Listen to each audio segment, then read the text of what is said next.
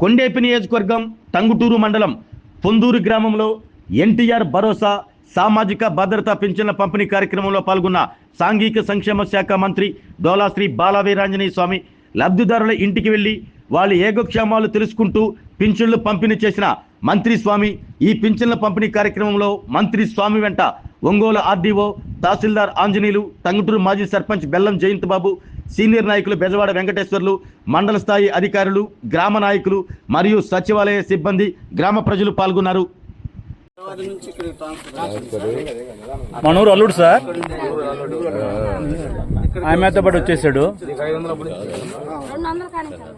500ని 200 చేసింది, 500 1500 చేసిన, 1500 3000 చేసిన, 3600 చేసిన అండి చంద్రబాబు నాయుడుగా. పిల్లలు ఎంతమంది ఉన్నారు? 13,000 వచ్చింది.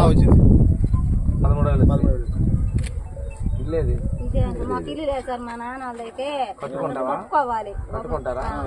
3 లక్షలు ఇస్తాం. సరే.